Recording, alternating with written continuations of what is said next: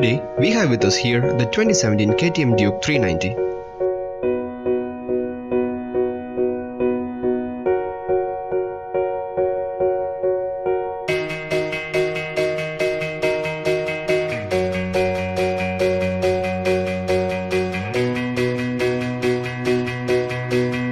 Speaking of KTM, it's one brand which changed the way how average Indians perceived motorcycling.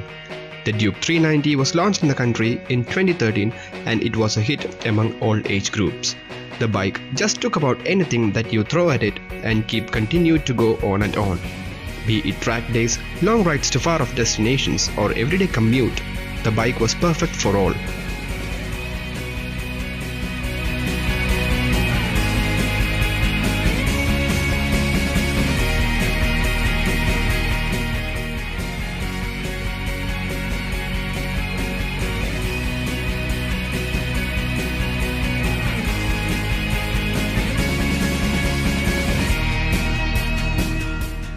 The 2017 Duke 390 is no different.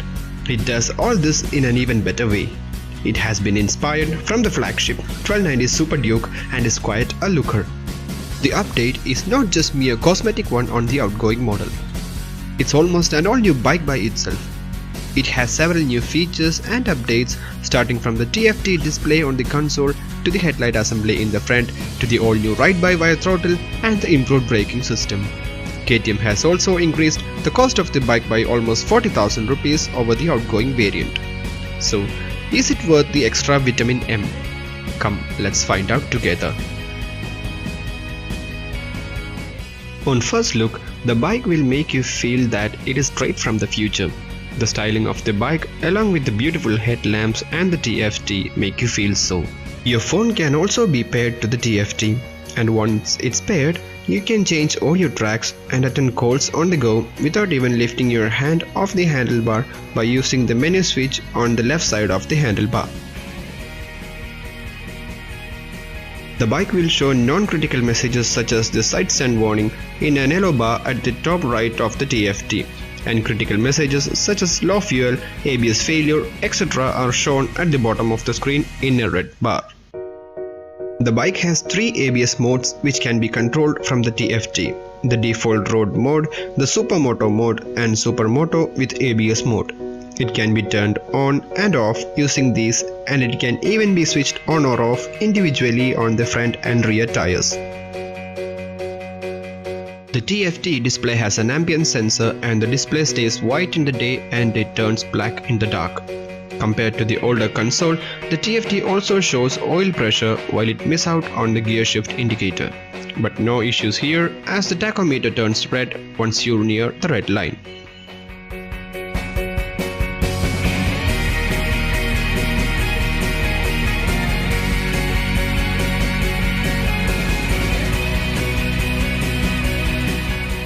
Now, coming to the styling of the bike. From the front, the first thing you notice is the aggressive headlights, which has been inspired from the flagship 1290 Super Duke.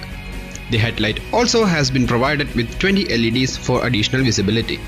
When the bike is turned on, the lights also turn on by default, which is for safety reasons. This ensures that you are visible to all fellow road users and aids to your safety. And the bonus is that the bike becomes even more awesome from the front when the lights are on. Coming to the side, the first thing that you notice is the bigger 13.5 liter fuel tank. This, along with the improved fuel efficiency, makes the bike the perfect tourer. The tank is a metallic one and you can mount a tank bag on it.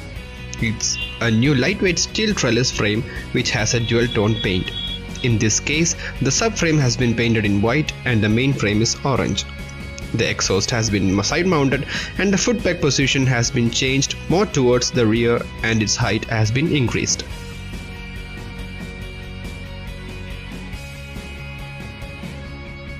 And in the rear, the taillights are all new and along with the rear profile, compile the looks of the bike. Overall, the bike is quite a looker from all angles and we had all eyes turned towards the bike while making the review.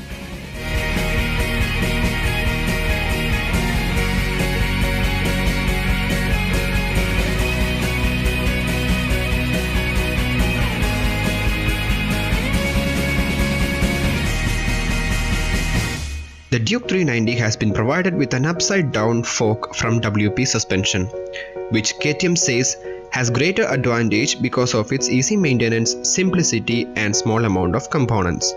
Due to the improved damping, the ride quality has increased a lot.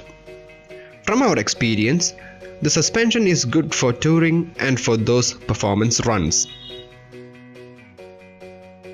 The seats are now wider and offer more cushioning for both the rider and the pillion. The design and positioning is such that the handlebar is now more closer to the rider, and this is confidence inspiring. The seat height of the bike is now 830 mm compared to the 800 mm on the outgoing model, which is a difference of 30 mm. The bike also weighs 10 kg more at 149 kg compared to the 139 kg weight of the old 390. The ground clearance has also been increased from 170 mm to 185 mm. The Duke 390 is powered by the same 373.3cc engine, producing 44 HP of power at 9000 rpm. The engine produces 32 kW of power and is mated to a 6-speed transmission like the previous model. The peak torque has been bumped by 2 Nm to 37 Nm at 7000 rpm.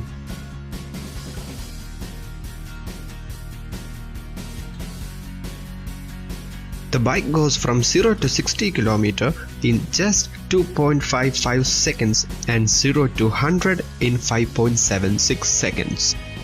The throttle, as I said earlier, is ride-by-wire and it is a lot smoother and fast and gives you much more control over the power delivery.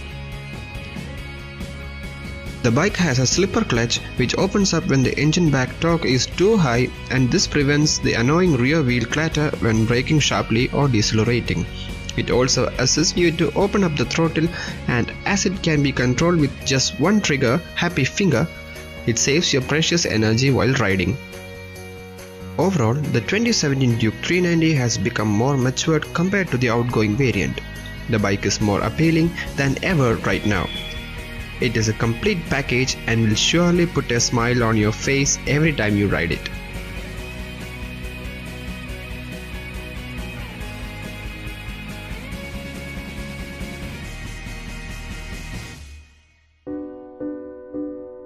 And here you go, the final verdict. If you're looking for a super performer in this price range, the Duke 390 is a real solid choice. And there is no space for a second thinking.